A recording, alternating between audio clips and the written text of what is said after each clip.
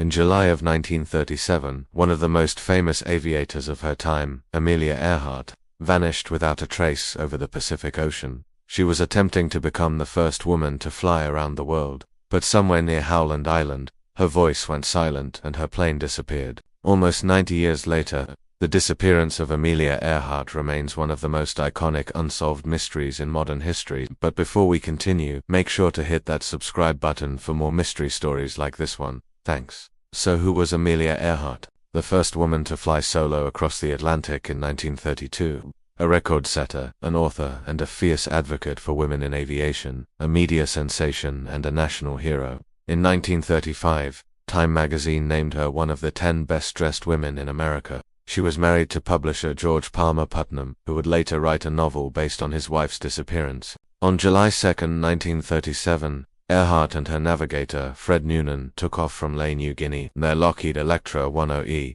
They were headed to Howland Island, a tiny speck of land in the vast Pacific. From there, they would fly on to Hawaii, and then it would be a short hop back to California. The journey would make Earhart the first woman to fly around the world. As Earhart approached Howland Island, her last radio transmissions suggested she was lost and running low on fuel. Communication with the U.S. Coast Guard cutter, Itasca, was spotty and vague.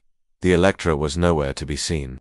Finally, at 8:43 p.m., almost 30 hours after takeoff, Earhart radioed, "We are running on line north and south."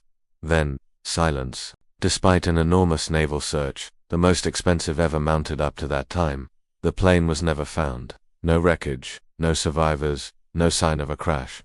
Had Earhart simply missed Howland Island, flown off course and run out of fuel and crashed into the Pacific? Or had something more sinister befallen her? One theory holds that Earhart and Noonan landed on Gardner Island, now called Nkumaroro, an uninhabited island in the Phoenix Group. In the 1940s, a partial skeleton was found there, though it's since been lost. Also discovered were 1930s-era artifacts like a mirror compact and aircraft parts. Some say radio distress calls heard for days after the disappearance originated from Nik. Still, no conclusive proof has tied the evidence to Earhart. Another theory holds that Earhart and Noonan crash-landed in Japanese-held territory and were captured. They may have died in custody. Supporters of this theory point to unverified eyewitness accounts and a blurry photo said to show Earhart on Jellicoe Atoll, though that photo has since been discredited. In 1981, a History Channel documentary proposed that Earhart faked her death as part of a secret spy mission. Other theories suggest that she was on a secret mission for the US government, or that she crash-landed and became a castaway, living out the remainder of her life on a desert island. There's even a novel idea that she was captured by cannibals. Still, none of these theories have been proven. The most widely accepted idea is that Earhart simply missed Howland Island, ran out of fuel and crashed into the Pacific. The ocean is vast and deep, and the Electra may still lie on the seafloor undiscovered.